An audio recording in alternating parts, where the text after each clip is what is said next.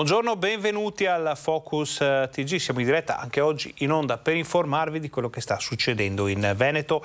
Inizia un fine settimana molto importante per la nostra regione, sotto il profilo naturalmente anche turistico, sotto il profilo dell'economia, perché sappiamo che ci sono molte novità che stanno arrivando anche sul versante economico-finanziario, non solo per le famiglie ma anche per le imprese. Un fine settimana che inizia con la cronaca, come sempre nel nostro telegiornale, perché abbiamo tantissime notizie appena arrivate da tutto il territorio, le vedremo fra poco assieme. Avremo collegamenti in diretta con i nostri giornalisti, con le nostre redazioni, per potervi raccontare quello che succede in Veneto in un'ora di telegiornale. Cominciamo subito con una notizia che ci arriva pochi istanti fa dalla nostra redazione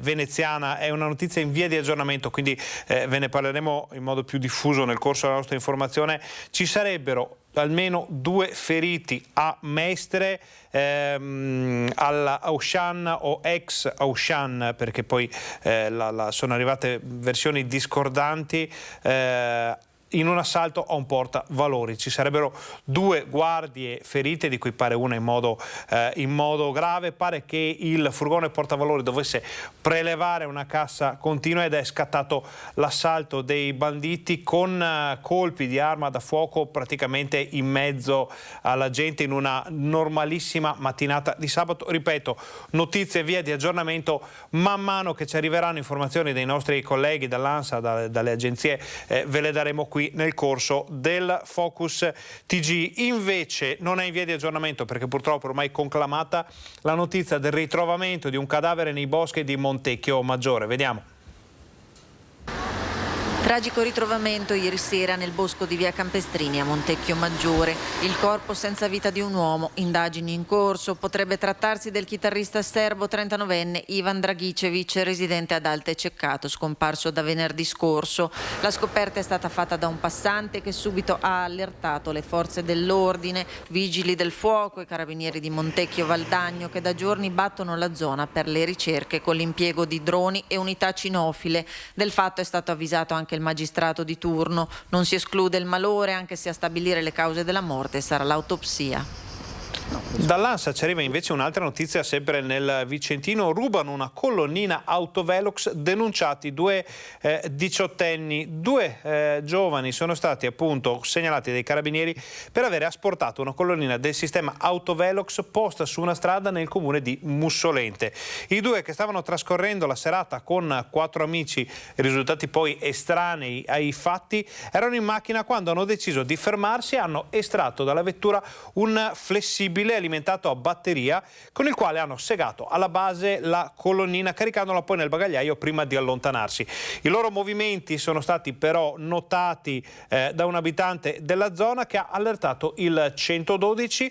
L'uomo era riuscito a fotografare addirittura la targa di una delle auto che si sono allontanate dopo il fatto. I carabinieri si sono subito messi sulle tracce degli autori di questo furto e li hanno immediatamente rintracciati. Dovranno rispondere di furto pluriaggravato. In concorso il valore della strumentazione è di oltre 1.000 euro. Non si sa il motivo, naturalmente. Torniamo nel Vicentino per un'altra intemperanza da parte di un automobilista sorpreso ubriaco nel cuore della notte. Ubriaco alla guida e nel cuore della notte. Ad individuarlo in stato di ebbrezza gli uomini della Finanza di Schio, che durante un pattugliamento in servizio di controllo hanno sottoposto a ispezione in via dell'Industria un'auto con all'interno 2 persone. I militari, valutando la modalità con cui il conducente ha fermato il veicolo e le risposte che forniva alla richiesta di esibire i propri documenti, hanno da subito ipotizzato un abuso di sostanze alcoliche. Ipotesi poi confermata, vedendo che il guidatore, all'atto di scendere dal mezzo, mostrava difficoltà motorie che ne rendevano precario l'equilibrio e utilizzava un linguaggio poco fluido alle domande poste dai militari. Pertanto la pattuglia, con il supporto di un equipaggio di altra forza di polizia, ha proceduto all'esame del tasso alcolemico, che ha dato esito positivo sia nel primo sia nel secondo test, con un valore di 1,47 grammi per litro a fronte di un valore massimo consentito di 0,5. A seguito degli accertamenti hanno proceduto al ritiro della patente per il successivo provvedimento di sospensione fino ad un massimo di 12 mesi e alla decurtazione di 10 punti, oltre che alla segnalazione dell'automobilista alla Procura della Repubblica presso il Tribunale di Vicenza per guida in stato di ebbrezza con l'aggravante prevista per le violazioni rilevate in orario notturno. Sempre a Vicenza tornano i blitz antidroga in Campomarzo. Sappiamo che le forze dell'ordine, la questura ormai da mesi stanno portando avanti un'operazione durissima nei confronti dello spaccio di sostanze stupefacenti in città. Vediamo com'è andata l'ultima operazione. Un pusher e una sua cliente sono stati denunciati dalle forze dell'ordine. Il comportamento sospetto della donna in compagnia di un'altra persona, immortalato dalle telecamere di sorveglianza installate in Campomarzo, ha incuriosito gli agenti della polizia locale che hanno monitorato i movimenti della coppia fino a documentare il momento della cessione delle dosi con lo spacciatore.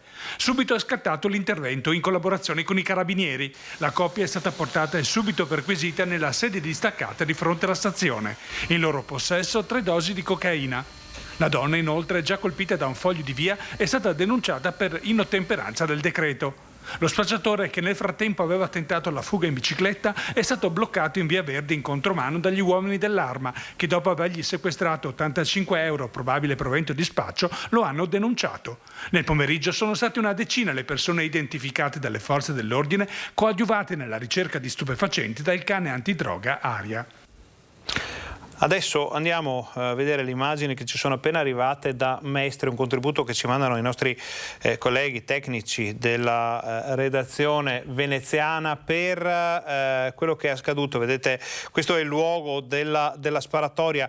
A quanto pare questo è uno dei 2 furgoni, quello interessato dall'assalto dei banditi. Vedete il centro commerciale, quindi l'assalto o la sparatoria con 2 persone ferite, riferiscono alcuni organi di stampa in questo momento, è avvenuto proprio in mezzo alla gente, in un orario anche piuttosto frequentato per il centro commerciale. Vedete, ci si può rendere conto anche un attimo di quello che si vive in questi istanti. Ci sono i carabinieri, ci sono le indagini in corso, si cerca di capire chi e cosa potrebbe aver deciso di assalire questi furgoni. Non abbiamo ancora dati sulle persone che sono rimaste ferite o sulla persona rimasta ferita, perché il numero oscilla fra 1 e 2 in questo momento. È davvero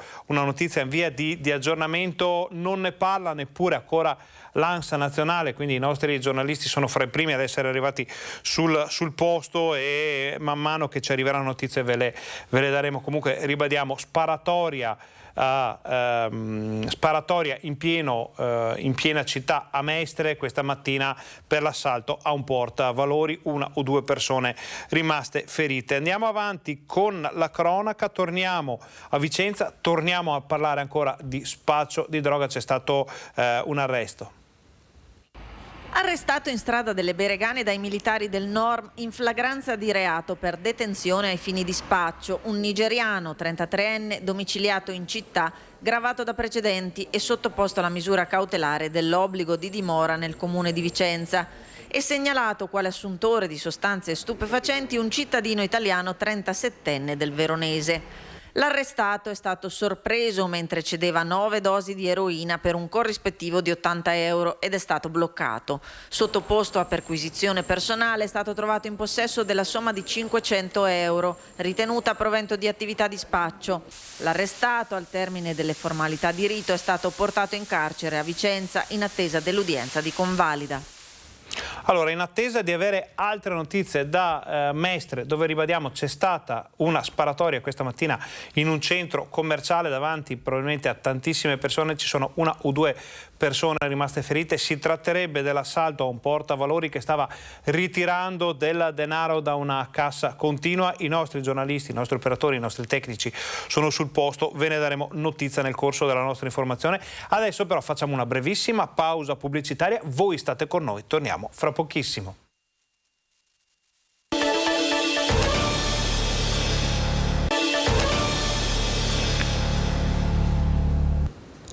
Buongiorno, bentornati al Focus TG. Siamo anche oggi in diretta, in onda, per informarvi di quello che sta succedendo in Veneto. Tante le notizie di cronaca, stiamo aspettando aggiornamenti sulla sparatoria avvenuta questa mattina a Mestre, alla Auchan, ex Auchan, fuori da un centro commerciale, per l'assalto a un portavalori. Probabilmente una o due persone rimaste ferite. Ne parliamo poi, perché chiudiamo per un attimo la pagina della cronaca e rientriamo nella pagina dell'attualità, un'attualità che parte dal gusto, parte dalla tradizione, per parlarci di altro, per parlare di economia, di storia, di turismo, perché ora ci spostiamo nell'altopiano dei 7 comuni ad Asiago, dove è in corso Made in Malga, dove Mirko Cavallin ci aspetta con Fiorenzo Rigoni, presidente del consorzio di tutela del formaggio Asiago DOP, che oltre ad avere una bellissima divisa tiene in mano anche qualcosa di molto particolare. Buongiorno Mirko. Buongiorno Ferdinando, buongiorno ai nostri telespettatori. Sì, il presidente è in divisa da confraternita, ma qui abbiamo il protagonista di questa mattinata, una forma di formaggio che ha compiuto da poco 10 anni, vero Presidente? Sì, è una forma realizzata da Antonio Rodeghiero, detto Nickel, un personaggio incredibile che era della classe 1930, che è venuto meno ultimamente, qualche mese fa. E questa è una forma realizzata in malga con latte crudo di malga a 1800 metri di altezza, una forma di Asiago eccezionale, 10 anni di vita, fatta su una caldera di rame con fuoco a legna, e testimonia quanto la qualità del formaggio Asiago DOP sia incredibile, soprattutto in questi luoghi dove ha le sue radici, e il latte è stato magistralmente interpretato da questo grandissimo casaro che era appunto Antonio Rodeghiero Nickel. La storia, voi casari conoscete la storia praticamente di ogni forma, oltre che delle vostre vacche. Il 19 agosto 2012 c'era il sole, oggi c'è il sole, quindi questo è un formaggio fortunatissimo. Sì, era una giornata più o meno come questa, abbiamo visto i taccuini, il diario di Antonio, e erano 29 gradi nel pomeriggio ad Asiago, mentre in Malga al mattino erano 7 gradi di temperatura, però una giornata splendida, era una domenica mattina. La storia avrà anche un ulteriore approfondimento, perché vendendo i pezzettini di questo formaggio si finanzierà che cosa? Si finanzieranno gli archeologi dell'Università di Padova, qui presenti con il professor Armando De Guio, per un progetto molto interessante che riguarda l'archeologia delle malghe dell'altopiano. Stanno scoprendo veramente delle cose molto interessanti e utili da sapere, perché il mondo caseario dell'altopiano e del Vicentino ha una storia veramente antica. Lo stiamo scoprendo proprio in questi momenti, con questo studio bellissimo che sta svolgendo l'Università di Padova. Grazie al Presidente Fiorenzo Rigoni, che può riposizionare questa mezza forma. Invito qui anche il Sindaco di Asiago, Roberto Rigoni Stern, che è stato l'ultimo a dare il colpo decisivo per aprire questa forma. Quanto dura era? Sì, non è stato facile, però l'abbiamo fatto, nel senso che sono forme stagionate, sono molto dure, però il sapore è stato inconfondibile. Ecco, credo che questo sia un grande patrimonio anche per comunicare la bellezza del nostro territorio, la salubrità, l'aspetto appunto anche della salvaguardia di un ambiente che è assolutamente incontaminato e che noi abbiamo il dovere di tramandare alle future generazioni. Per questo oggi sono qua per dire bravi ai nostri allevatori, ai nostri malghesi, a coloro che lavorano quotidianamente per garantire che questo patrimonio incommensurabile possa essere trasferito a chi verrà dopo di noi. Made in Malga si concluderà domani, già la settimana scorsa si diceva che è un successo anche turistico, insomma meglio di così non si poteva riprendere. Questa è un'iniziativa che abbiamo ideato 10 anni fa e ci abbiamo creduto subito. È cresciuta negli anni, è diventato il più grande evento nazionale dei formaggi di montagna, ma a fianco a questo abbiamo presentato altri prodotti della montagna che hanno saputo integrarsi bene con tutti i formaggi che vengono dalle nostre dalle Alpi e anche da tutte le altre montagne del nostro territorio, dalla Sicilia fino alla Val d'Aosta per intenderci.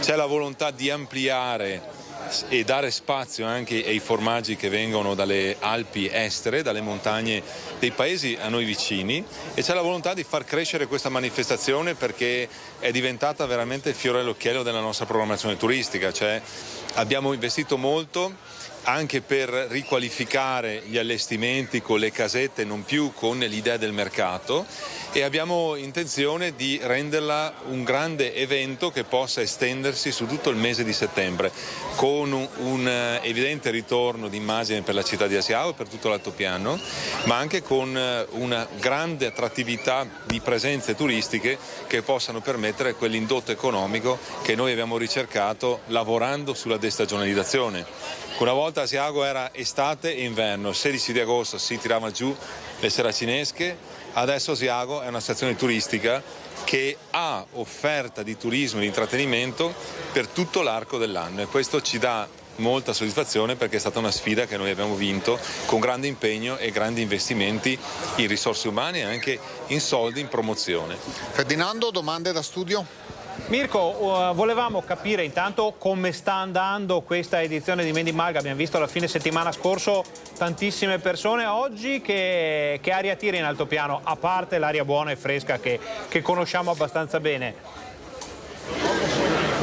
Allora, temperatura 18 gradi più o meno, c'è il sole, qualche nube di passaggio, ma visto che era prevista pioggia, insomma sta andando molto meglio. Si punta al record di presenze, ho sentito cifre ben superiori ai 60.000 complessivamente. Sì, siamo attorno a queste previsioni e queste cifre. Abbiamo dovuto individuare altre aree a parcheggio e comunicarle attraverso i canali social, attraverso il sistema internet, per poter garantire che tutto si svolgesse e si svolga magari nella giornata di oggi e di domani nella maggiore regolarità. Anche questo è Made in Malga, cioè fornire servizi in modo tale che il nostro grande centro commerciale all'aperto possa essere attrattivo anche con il minor disagio possibile per gli avventori che decideranno di venire dalla pianura.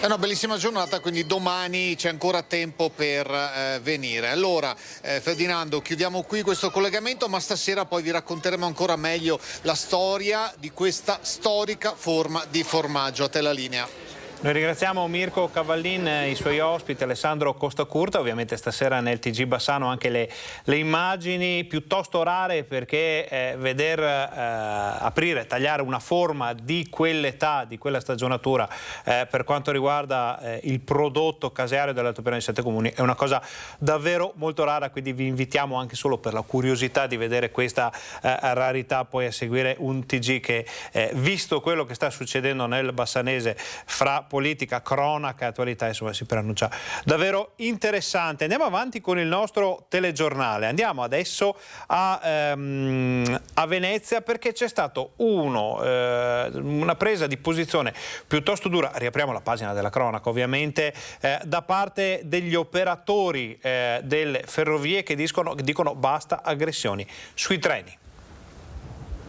Io ho tanta paura perché non c'è più rispetto né per la donna né per l'uomo ultimamente, e quindi andare in treno mette ansia perché non si sa mai con chi si ha a che fare e non si sa mai come possa reagire la gente, non rispettando il lavoro che io devo fare, perché sono pagata per fare questo lavoro e la gente non riesce a capirlo in questo momento. Per loro sono il nemico, non sono più un capotreno. A parlare è Tania, capotreno da 19 anni, e mai come nell'ultimo periodo lei e i suoi colleghi non si sentono più sicuri di salire sul treno, il loro luogo di lavoro. Abbiamo sempre gli occhi molto aperti e non è giusto lavorare in questo modo, bisogna essere sereni al lavoro. Sono sempre di più le aggressioni all'interno dei treni, con un'escalation nel periodo estivo. Per questo i sindacati chiedono un intervento immediato che garantisca maggiore sicurezza. Per questo lavoratori e sindacati hanno incrociato le braccia davanti alla stazione di Venezia Mestre,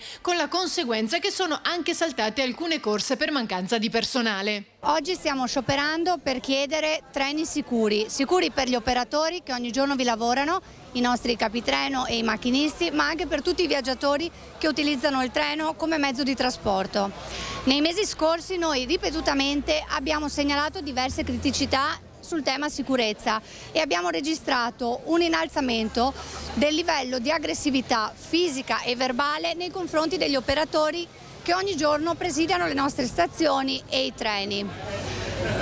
Tutte queste nostre segnalazioni sono però rimaste inascoltate. E lo sciopero di oggi ha uno scopo ben preciso. Il messaggio è duplice, lo vogliamo dare sia ai datori di lavoro, e qui le aziende coinvolte sono varie, e sia alle istituzioni a ogni livello. Quindi oltre al prefetto come autorità provinciale di pubblica sicurezza e alle forze dell'ordine, anche alla regione che è coinvolta nel trasporto pubblico e come. Ricordiamoci che nei questionari di qualità che le aziende normalmente raccolgono, la percezione di sicurezza di un viaggiatore del treno è al 40%, così come al 50% la percezione di sicurezza nelle stazioni. È una situazione su cui riflettere, ma noi oggi non abbiamo tempo per riflettere. Noi abbiamo bisogno di provvedimenti, abbiamo bisogno di norme e abbiamo bisogno di soluzioni organizzative. Ancora ferrovie, ancora vandalismi, ma dopo i vandalismi al via la riqualificazione della stazione ferroviaria di Villa del Conte. Una settimana fa era stato oggetto di pesanti vandalismi, vetri rotti delle porte della sala d'aspetto, resi inutilizzabili tutti gli schermi informativi degli orari dei treni, imbrattate le mura con scritte e disegni inqualificabili, lasciando all'interno anche una decina di bottiglie di superalcolici. Un atto grave di inciviltà ai danni della stazione ferroviaria di Villa del Conte, denunciato anche dal sindaco Antonella Argenti. E mentre i carabinieri hanno intensificato i controlli nella zona, dal prossimo lunedì apriranno i cantieri per le opere di riqualificazione previste dalle Ferrovie dello Stato. Nei prossimi 2 mesi in tutta l'area saranno realizzati diversi lavori. Saranno anche posizionate luci e telecamere per garantire la sicurezza di cittadini e pendolari. Ora noi facciamo una breve pausa pubblicitaria, ma state con noi perché abbiamo importanti novità che ci arrivano da Mestre, dove ricordiamo c'è stata questa mattina una sparatoria in cui è rimasta ferita una guardia giurata e sembra, secondo le ultime informazioni, anche uno dei banditi che avevano tentato di assaltare un furgone portavalori. State con noi, torniamo fra pochissimo.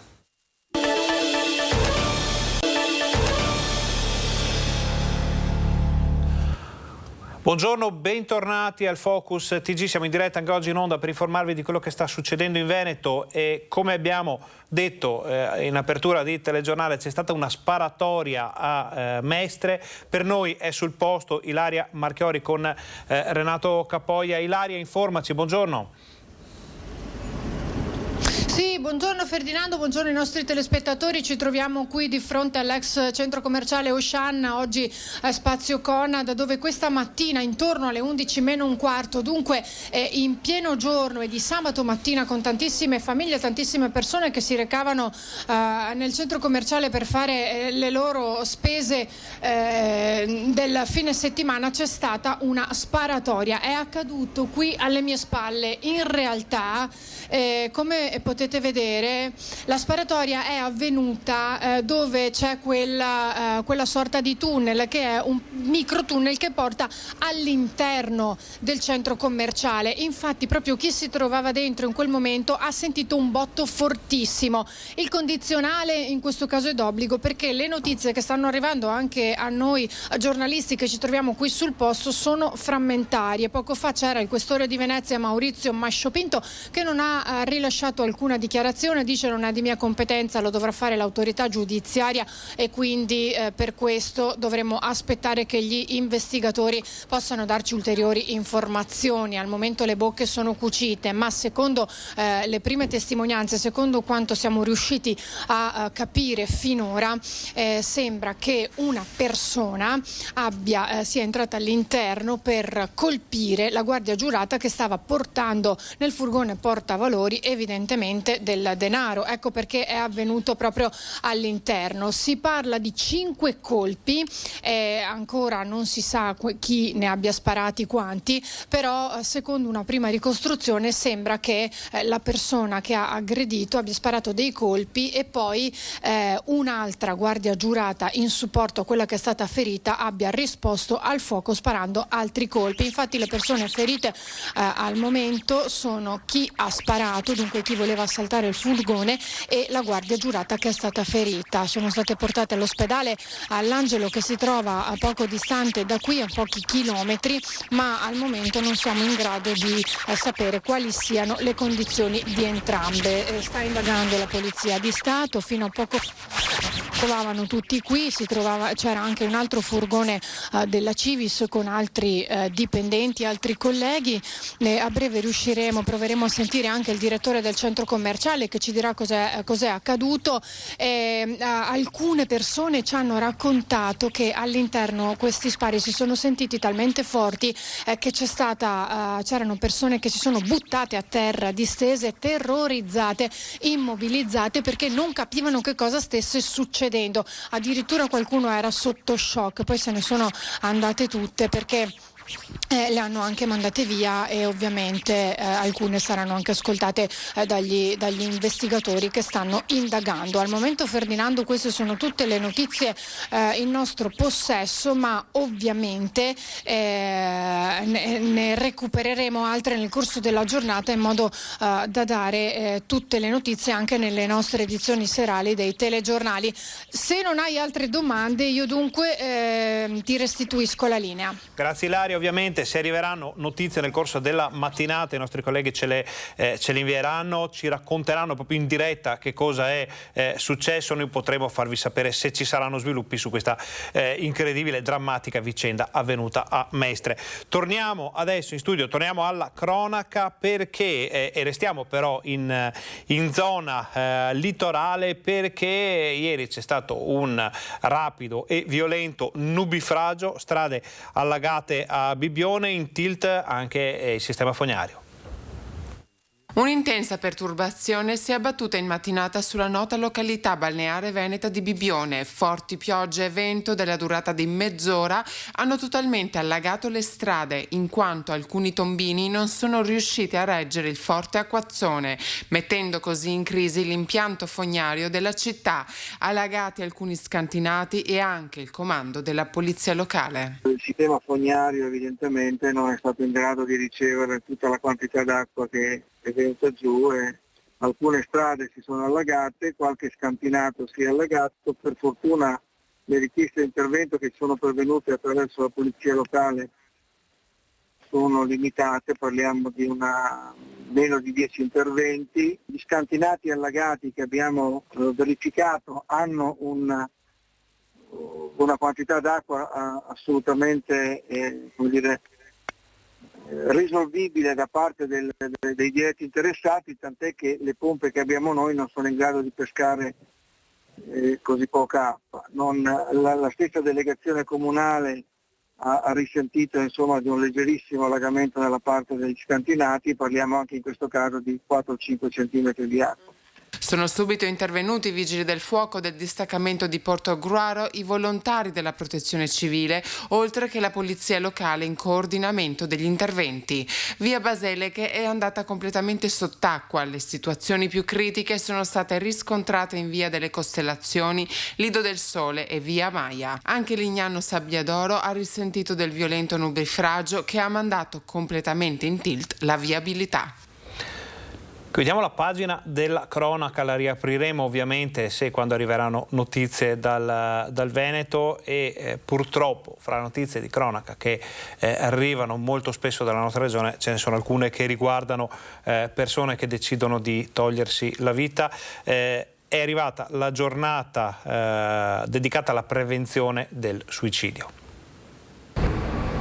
Il 10 settembre ricorre la giornata mondiale dedicata alla prevenzione del suicidio. Da questo nasce l'Open Day promosso dall'USL 1 Belluno Dolomiti con l'obiettivo di sensibilizzare i cittadini e aumentare la consapevolezza sulla prevenzione dei comportamenti suicidari. Secondo il report Sant'Anna 2020, nel suo territorio si registra infatti il più alto tasso regionale di suicidi in Veneto, tratto purtroppo comune ad altre zone montane. Sabato 10 ricorre la giornata della prevenzione del suicidio e noi che siamo un territorio dove abbiamo una media un po' più alta delle altre parti della regione, abbiamo un'incidenza di 128 casi ogni 100.000 abitanti, abbiamo ritenuto che era opportuno tendere la mano a chi sta vivendo un momento di solitudine e di difficoltà. Gesti spesso improvvisi che denotano la difficoltà a chiedere aiuto e che lasciano sgomenti famiglie e intere comunità che si interrogano su quanto si sarebbe potuto fare per cogliere dei segnali di malessere. Per questo l'USL Belluno Dolomiti, con i dipartimenti di salute mentale, in concomitanza con la giornata mondiale, propone dalle 10 alle 13 presso l'ospedale di Pieve di Cadore questo Open Day gratuito e senza bisogno di appuntamento. Sarà un punto di ascolto con uno psichiatra, uno psicologo e un assistente sociale dedicato alla ricerca per trovare aiuto, avere informazioni su come approcciarsi a persone in difficoltà. Dobbiamo creare un po' la cultura, la rete dell'aiuto per aiutare quelle persone che sono oggi in difficoltà.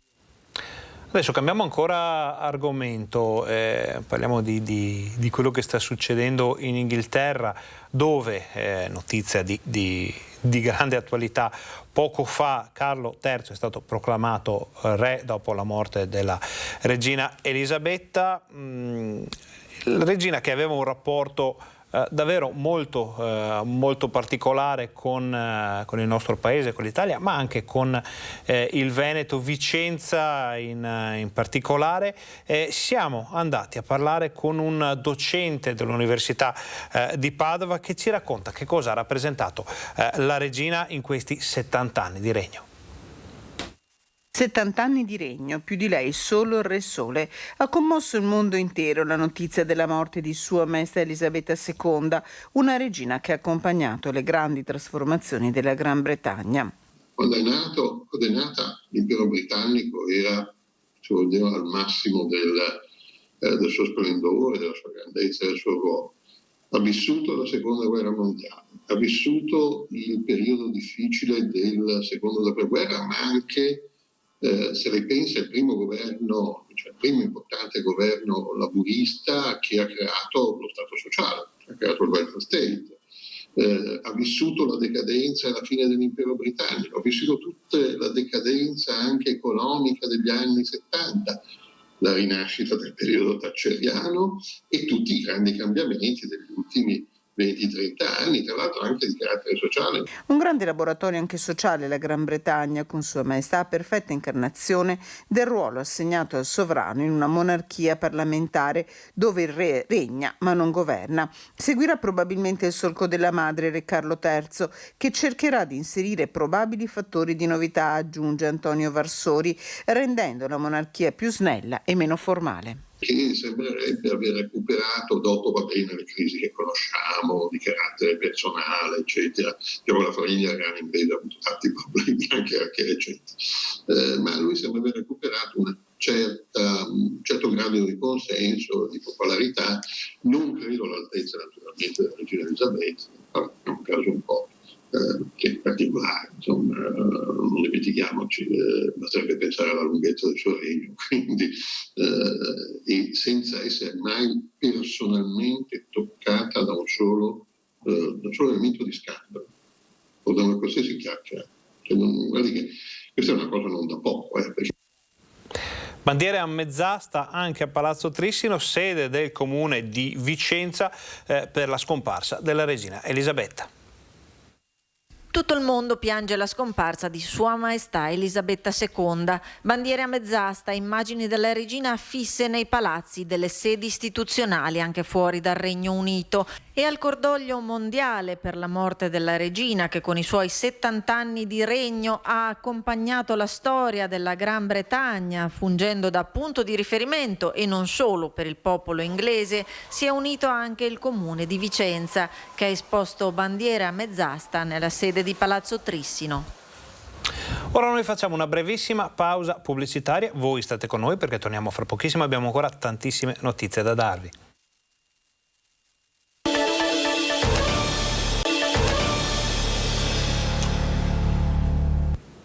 Buongiorno, bentornati al Focus TG, siamo in diretta anche oggi in onda per informarvi di quello che sta succedendo in Veneto, ma anche lontano dal Veneto in alcune occasioni come adesso, perché andiamo a vedere le notizie riguardanti i funerali di Suor Maria De Coppi, assassinata in Mozambico.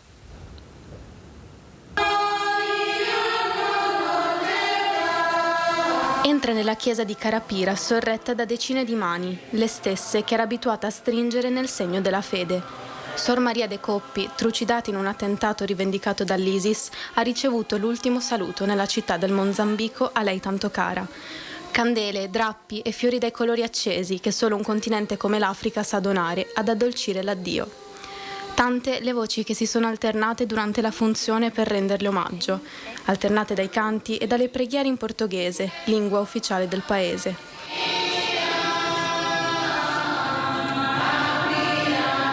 Sarà sepolta lì, Suor Maria, come da sua volontà, in quella terra rossa, conosciuta appena ventenne, che brucia come arso nella sua vita il fuoco della fede.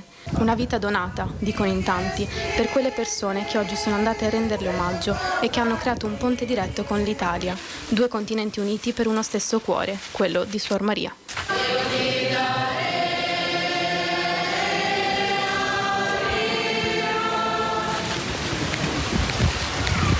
Sentiamo le parole del vescovo di Treviso, Monsignor Michele Tomasi, nel giorno del funerale di Suor Maria. Sconvolge quando si parla tanto di amore cristiano, di discepolanza di Cristo, poi vedere che nei fatti questo avviene e che avviene ancora il martirio, che è la testimonianza di un amore grande che non lascia da sole le persone e che poi accetta di donare la vita. E l'accetta davvero come dono, non come furto. È un furto, un'uccisione come questa. È davvero una cosa grave e dolorosa, ma è da parte della sorella è un dono. È il dono pieno, è la testimonianza della vita, è il massimo che possiamo fare nell'amore. Ecco, di solito le missioni sono quasi dimenticate, presi noi con tutte le cose di ogni giorno. Poi accadono eventi come questo e dimostrano che esiste un atto d'amore che significa aiutare veramente gli altri nei posti più poveri. Sì, noi abbiamo questa grazia di avere uomini e donne, preti, laici, consacrate che sono in chiese in Africa, in America meridionale, anche come diocesi di Treviso, e abbiamo questo contatto diretto con altre chiese, con altre popolazioni, per capire che il mondo è più grande del nostro piccolo e che ci sono tante persone che soffrono e tantissime che amano, che hanno una forza di vita gigantesca che ci possono anche insegnare. Noi, le nostre missionarie, i nostri missionari, io penso in questi giorni anche a Suor Gina Simeonato, nel 2000 in Burundi ha dato la vita e viene da Santa Cristina di Quinto. È una forza che la fede delle nostre popolazioni, delle nostre chiese deve continuare a generare. Il martirio, o comunque l'offerta della propria vita, il primo gradino di un cammino di beatificazione? Il martirio è già la santità, poi quello che succede nella proclamazione della Chiesa può essere certamente e può essere un esempio, può essere uno stimolo, ma chi dona la vita per amore è già in eterno nell'amore e questa è santità. Dalla cronaca all'attualità, un'attualità che parla di gravi problemi per le aziende, l'esplosione dei costi delle materie prime, il costo del gas, le bollette, c'è già chi lo chiama il Covid delle imprese. Devo dire che veramente un livello di preoccupazione tale non l'avevo mai registrato nella mia carriera professionale. Lo tsunami si chiama Covid delle imprese, tutti d'accordo questa mattina nel definire così questa fase delicatissima per il mondo produttivo nel corso della riunione convocata da Unioncamere del Veneto. Tutte le categorie economiche collegate, nessuna esclusa, grandissima preoccupazione è emersa nel mondo del commercio e dell'industria. Vi sono ad oggi imprese che si possono definire tecnicamente fallite rispetto alle bollette che hanno ricevuto. Paradossalmente, se moltiplicano l'importo di queste bollette di luglio e agosto per i 12 mesi, alcune superano addirittura il loro fatturato. I problemi, tra l'altro, evidenziavano alcune categorie, si vedranno fra 60 giorni. L'esito dell'incontro sarà un documento da condividere subito con la Regione e poi con i rispettivi ambiti nazionali. Incontro che avviene nel giorno in cui i ministri dell'energia d'Europa cercano l'accordo sul prezzo del gas. Il rischio che noi evidenziamo è che tutte queste criticità relative alla corrente elettrica e quindi all'interruzione di intere filiere produttive portino ad una diminuzione della produzione e quindi ad una vera e propria stagflazione, inflazione elevata e scarsa produzione. Per le imprese è sfumata anche la partita delle comunità energetiche. Per ora dovevano essere finanziate dal PNRR, ma non ci sono i decreti attuativi. A causa del caro bollette, intanto in Veneto sono a rischio 76.500 piccole e medie imprese con 375.000 addetti, pari al 22,4% degli occupati totali. La stima è stata diffusa dalla Confartigianato regionale. Sul fronte pubblico inizia a vacillare anche la solidità dei bilanci comunali. A Treviso, dove il comune ha fatto la formichina per mesi, servono 5 milioni di euro da qui al 2025 per coprire le spese correnti. Adesso ripartono le scuole, anche lì purtroppo è un punto di domanda, chi consumerà di più, chi consumerà di meno. Il gas è un'altra botta, siamo accertati a 2 milioni oggi, però i conguagli dei prossimi mesi noi non li sappiamo. Anch'io mi trovo in una situazione veramente difficile. Per un'impresa è difficile, per un comune forse lo è ancora di più, perché vuol dire fare delle scelte, sono delle scelte dolorose. Se io devo recuperare delle risorse per metterle da un'altra parte, vuol dire distruggere un castello di progetti che si è costruito. Togliendo gli aiuti sin qui erogati, ammontano a 82,6 miliardi di euro i rincari di luce e gas che le famiglie e le imprese italiane subiranno quest'anno rispetto al 2021, 82,6 miliardi di euro. Lo rileva la CGA, secondo la quale è una cifra spaventosa, e ne hanno ben donde a ritenerla spaventosa, che dà l'idea di quale sforzo economico gli italiani saranno chiamati a sostenere per fronteggiare la crisi energetica esplosa.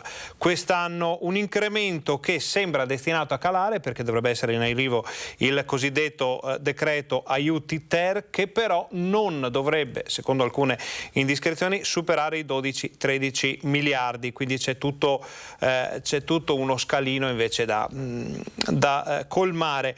Giusto per informazione, gli 82,6 miliardi corrispondono a circa metà del PIL annuo del Veneto, quindi dati davvero drammatici. C'è però qualcuno che prova a mitigare un po' la paura di quello che sta arrivando con delle proposte che potrebbero anche rivelarsi interessanti. C'è un ristoratore che suggerisce, per risparmiare, piatti freddi e meno ingredienti. Quindi abbiamo dovuto cominciare a ragionare su prodotti che fossero più semplici da cucinare. Abbiamo dovuto quasi rinunciare al forno, perché accendere il forno che va a gas e corrente era un salasso. Prediligere la padella al forno, ridurre gli ingredienti nei piatti e le pietanze fritte. Basti pensare che siamo passati da pagare il pieno, mettiamola così, di una friggitrice con 30 euro di olio, oggi più o meno ce ne vogliono 110-120. È ovvio che sulla frittura incide parecchio, quindi abbiamo addirittura scelto di dover limitare le tipologie di parti fritte. Scelte dolorose ma necessarie per poter gestire un'attività di ristorazione e fronteggiare il caro energia e gli aumenti dei costi delle materie prime. Vincenzo Allegra, un ristoratore padovano tra i tanti che mercoledì hanno portato davanti al tribunale le chiavi del locale per chiedere provvedimenti del governo a sostegno delle imprese. In questi mesi, insieme ai familiari con cui gestisce un ristorante a Saccolongo, si è dovuto inventare delle soluzioni per tenere in piedi l'attività senza lasciare a casa i dipendenti. Si sceglie di magari andare su prodotti di alta qualità ma non diciamo così più nobili. Il filetto diventa un po' una chimera, perché altrimenti diventa anche difficile proprio gestire il costo sul piatto. Per noi girare sul cliente il costo degli aumenti è estremamente difficile, perché io sono un ristoratore ma esco dalla mia bottega e sono un cliente che frequenta il supermercato, frequenta un altro ristorante e ho una famiglia di 4 persone, i conti in tasca me li devo fare anch'io, e questa è la nostra problematica, la nostra paura. Ma la preoccupazione per i prossimi mesi, un inverno difficile e le risposte della politica che non arrivano o rischiano di arrivare quando ormai per molte attività sarà tardi. Oggi la difficoltà continua a crescere perché il costo aumenta sempre di più. Giugno e luglio sono stati un exploit. Ieri la notizia che non ci sarà un cap sul prezzo e di conseguenza prevediamo ancora un'ulteriore crescita. Cambiare la tipologia dei piatti a questo punto conta poco. Noi abbiamo dovuto scegliere di limitare anche gli orari di apertura proprio per diminuire i costi sulla gestione. Se non bastasse si dovrà scegliere a un certo punto anche come attività di valutare se sia il caso di tenere aperto in inverno e riaprire magari in estate. Passiamo alla pagina dedicata alla salute, alla sanità. La situazione legata all'inquinamento da FAS porta anche la CGIL Vicentina a depositare una richiesta in tribunale. Vediamo.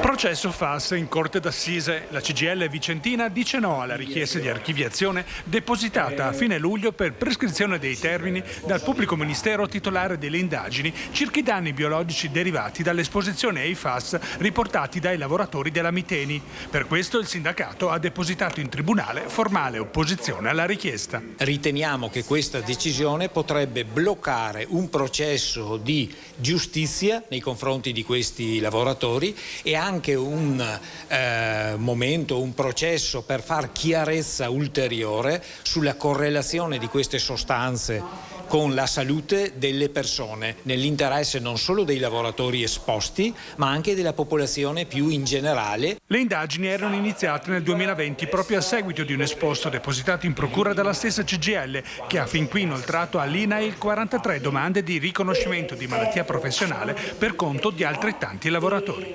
Riteniamo che come si procede per un reato doloso, ovvero volontario in Corte d'Assise, si debba fare anche per quanto riguarda le malattie dei lavoratori. Poi evidentemente temiamo che, visto che molti di questi lavoratori hanno presentato all'Istituto Assicurativo, all'INAIL, le domande di riconoscimento di malattia professionale e di risarcimento, se si vedessero archiviato il procedimento penale, questo potrebbe rendere più difficile in sede assicurativa di ottenere il giusto riconoscimento. Il tema della salute e dell'ambiente che emerge dalla situazione legata ai FAS ci permette di parlare proprio di ambiente ora, perché c'è un fenomeno piuttosto particolare che si può vedere in questi giorni nella Pedemontana Vicentina, siamo a Marostica, ciliegi in fiore addirittura a Valle San Floriano, ma è uno spettacolo che nasconde dei problemi. Che sia un fenomeno particolare, quello della fioritura dei ciliegi nel mese di settembre, lo si intuisce anche solo ripensando ai versi del poeta Pablo Neruda, che scriveva: «Vorrei fare con te quello che la primavera fa con i ciliegi». Eh sì, perché sono proprio i mesi di marzo e aprile quelli in cui la natura programma abitualmente la fioritura dei ciliegi.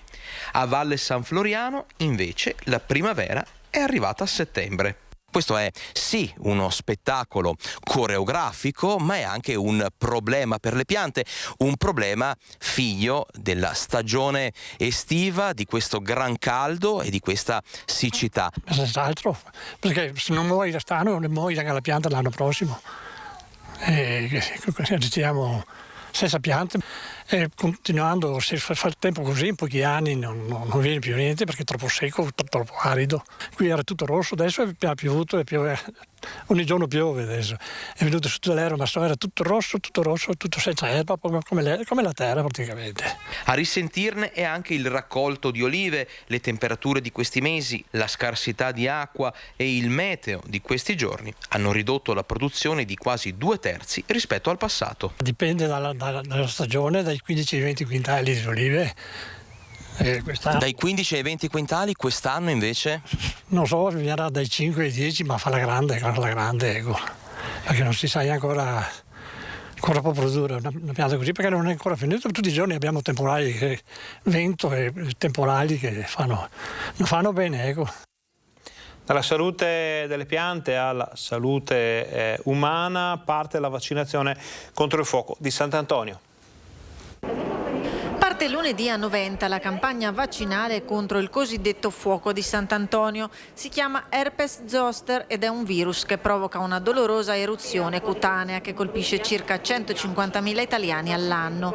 6.000 le lettere inviate dall'Ulso Berica indirizzate in questa prima tornata ai nati del 1957. Lunedì comincia una imponente campagna di corte destinata ai nati del 1957, che sono i nostri 65enni.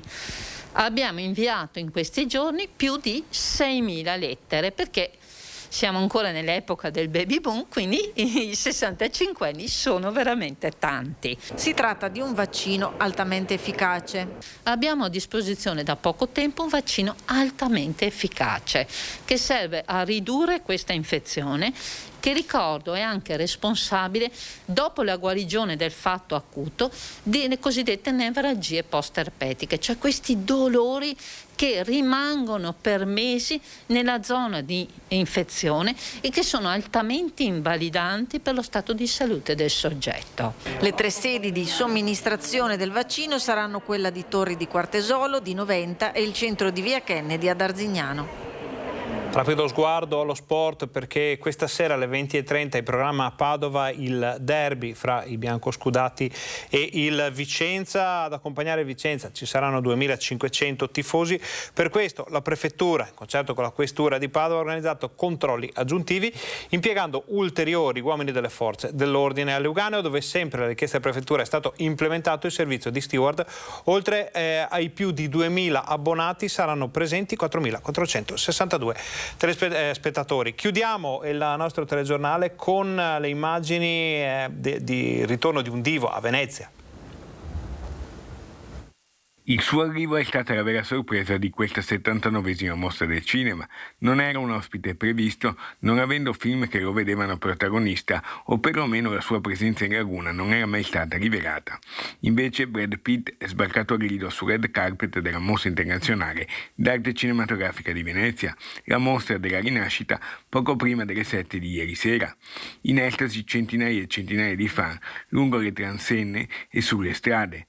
Brad Pitt ha preso parte al red carpet del film Blonde dedicato alla figura di Marilyn Monroe, di cui è produttore. Brad si è fatto aspettare a lungo al grido. Alcune voci davano il suo arrivo già per le 16:30 e questo ha mandato tutti in fabbricazione con largo anticipo. Il suo red carpet è stato tra quelli top, tra i più frenetici, attesi e concitati. Nei giorni scorsi le stesse emozioni, al top della classifica, si erano percepite per Timothée Chalamet del film di Luca Guadagnino e Harry Styles, amati soprattutto dai teenager ma non solo. Non ci poteva essere con questi 3 divi riapertura migliore per il red carpet del Lido per tutte le età. Pitt ha incantato davvero tutti, da star universale hollywoodiana, arrivato mercoledì pomeriggio in Laguna e atterrato all'aeroporto Marco Polo di Tessera in maglietta, chitarra a tracolla e look decisamente informale. Ieri, dopo una giornata frenetica in cui ha sapientemente fatto perdere le proprie tracce, si è presentato sul red carpet con una eleganza inappuntabile, smoking nero, capelli con brillantina, occhiali da sole per proteggersi dai flash. Così ha fatto impazzire i fotografi e tutti quanti. Questa era l'ultima notizia del nostro telegiornale. Noi ringraziamo Fabio Verin e Renzo Rigon per la regia. Ringraziamo tutti i colleghi tecnici che ci hanno permesso di portare nelle vostre case tutte le ultime notizie dal Veneto. Vi rimandiamo al TG Bassano, al TG Vicenzi questa sera per tutto quello che non è stato detto fin qui. Vi ringraziamo per essere stati con noi e vi auguriamo un buon pomeriggio.